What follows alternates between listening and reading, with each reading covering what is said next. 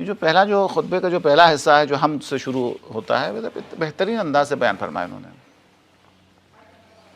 الحمدللہ علی ما انعم ولہ الشکر علی ما الہم والثناء بما قدم من عموم نعم. مطلب اللہ تبارک و تعالیٰ کے حمد و ثنا کے بارے میں جو انہوں نے جو کیا ہے بڑے اچھے انداز میں مختصر یہ کیا جا سکتے 3 حصے میں بیان کیا ہے کہ اللہ تبارک و تعالیٰ کی نعمتیں پہلے ہیں اور لینے والا بعد میں آیا ہے. ابتدا یہ نعمتیں اللہ نے خود سے دی ہے، ہم نے مانگ کے نہیں لائے ہیں. عمومی نعم ان کی نعمتیں عام ہے، چاہے عبادت کرے نہ کرے، ہوا ملے گی، پانی ملے گا، روشنی ملے گی، عموم بھی ہے. ابتدا خود سے دیے ہے، وہ سبوغ والا اعلیٰ اللہ تبارک و تعالیٰ نے فراوان بنائے اور بے حساب دیا ہے، مانگے بغیر دیا ہے. پتہ نہیں یعنی ایک وادی جو ہے اس آیت کی تشریح ہے جو ان تعدوا نعمت اللہ لا تحصوها، یہ اس کو بڑے انداز میں بیان کیا. اس کے بعد دوسرے مرحلے کے اندر فرمایا ہے کہ اتنی نعمتیں بے شمار بے حساب مانگے بغیر نعمتیں دینے کے بعد خدا کا دروازہ، رحمت کا دروازہ بند نہیں ہوا ہے کہ اللہ تبارک و تعالیٰ نے شکر کے نام پہ رحمت کی چابی آپ کے حوالے کر دی ہے. لئن شکرتم لازیدنکم، وہ نعمتیں اتنی دینے کے باوجود بھی رحمت کا دروازہ بند نہیں ہوا ہے. شکر کرتے چلے جاؤ، نعمتوں میں اضافہ کرتے چلے جاؤ. شکر کا کیا مزاج؟ اللہ نے جو آپ کو علم دیا ہے وہ آگے پہنچا دینا وہی شکر ہے.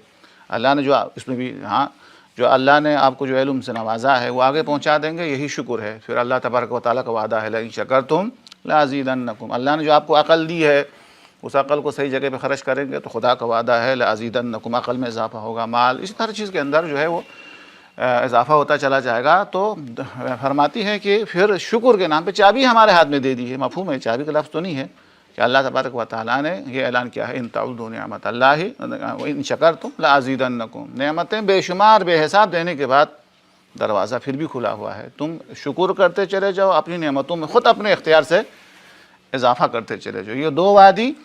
اور تیسرا میدان انہوں نے فرمایا ہے وَثَنَّا بِالنَّدْوِ. یہ سب کچھ کرنے کے بعد دروازہ پھر بھی بند نہیں ہوا ہے. انسان سے کہا ہے کہ یہ ختم ہونے والی نعمتوں کو تبدیل کر کے جنت کی نعمتیں بھی خرید سکتے ہو. اس کے بعد کتنے بڑے اچھے انداز میں انہوں نے سمجھا دیا. حالانکہ وہ زخمی ہونے کے بعد فدق کے موضوع پر گفتگو کرنے کے، لیکن حمد کے موضوع پر کتنا میں سمجھتا ہوں کہ مختصر جو ہے وہ کتنا اچھے انداز میں گفتگو کی. اور اس کے بعد جو ہے وہ کائنات کی تخلیق پر گفتگو کی ہے. بڑا مزہ آتا ہے اس کو پڑھنے میں. آپ سنائیں گے تو انشاءاللہ مجھے بھی دعاؤں میں یاد کریں گے آپ. کائنات کی تخلیق کے اوپر جو گفتگو کی ہے کہ جس کے اندر وہ آپ ارشاد فرماتی ہے کہ پروردگار نے جو کائنات بنائی ہے لا من شیئن، ایسا نہیں کہ پہلے چیزیں موجود تھی اور اس کو ملا کے بنا دیا ہے. کچھ بھی نہیں تھا، بنایا ہے، عدم سے لا کے بنایا ہے. اچھا، کوئی نقشہ کی مدد کے بغیر بنایا، کسی کے سہارے کے بغیر بنایا ہے، اپنی قدرت سے بنایا، اپنی حکمت سے کائنات بنائی. بڑے عجیب جملے ہیں اس کے اندر، اور جس کو پڑھنے کے بعد مجھے خود مزہ آتا ہے وہ یہ ہے کہ یہ سب کے سب جب اللہ اچھا اس کے بعد پھر یہ فرماتی ہے کہ جب کہ ضرورت نہیں تھی کائنات بنانے کی، محتاج نہیں تھا پھر یہ بنائی ہے، ضرورت نہیں تھی یہ بنایا ہے. اس کے بعد 2 جملہ الا تثبیتا لحکمتہ، یہ بیان کرنے کے بعد جس کو پڑھنے کے بعد مجھے مزہ آتا ہے وہ یہ ہے کہ اس کا خلاصہ کچھ اس طریقے سے بنتا ہے کہ یہ کائنات بنانے کی ضرورت تو نہیں تھی، لیکن اس کا وجود بھی اتنی بڑی کائنات اس لیے بنائی ہے تاکہ انسان کو پتہ تو چلے کہ دعا مانگ رہا ہوں تو کس عظیم پروردگار سے دعا مانگ رہا ہوں. یعنی سجدہ کرے تو پتہ چل، رکوع میں کہے سبحان ربی، کائنات کو دیکھیں اور کہہ دے سبحان ربی العظیم، پتہ تو چلے وہ کتنا عظیم ہے.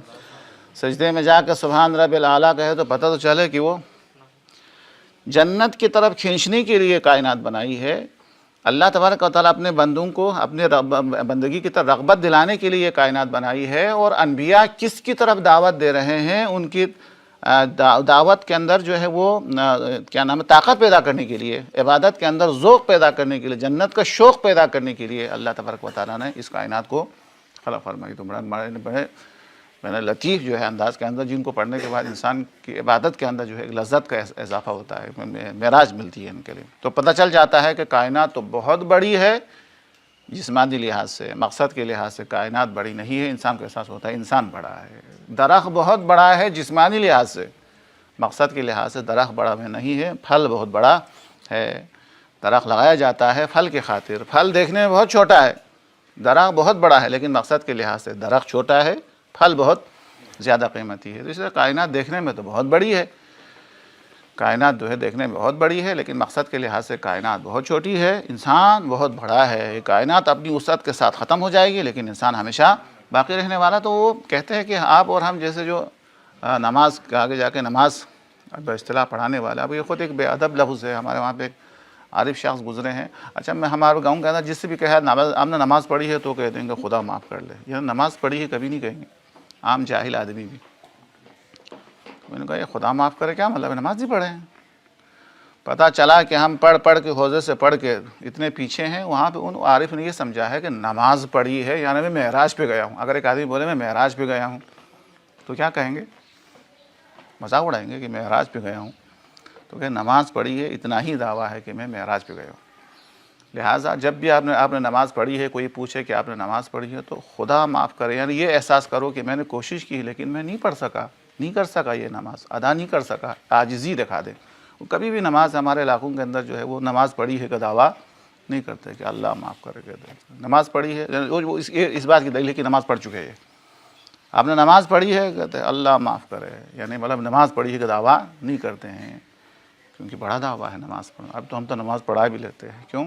اس لیے کہ نادان یا بچے کو یا پاگل اور مجنون کو کیا پتہ کہ بادشاہ کیا ہے، اس کا تخت کیا ہے، اس کی طاقت کیا ہے۔ درست ہے، وہ جو دانا ہے وہ اللہ کی بارگاہ کے اندر لرزتے ہیں، کامتے ہیں، چیختے ہیں، روتے ہیں۔ جو عاقل ہے اسے پتہ ہے بادشاہ کی عظمت کیا ہے، اس کی طاقت کیا ہے، اس کی عزت و شرافت کیا ہے۔ ہم تو نادان ہیں اللہ کی بارگاہ کے لحاظ سے، لیکن البتہ میں اپنے لیے بتا رہا ہوں۔ تو لہٰذا یہ خطبے وغیرہ پڑھنے سے، یہ بیوی کا خطبہ پڑھنے سے، خاص طور پر یہ جو کائنات کی تخلیق کے بارے میں جو میں نے آپ کو اشارہ کیا،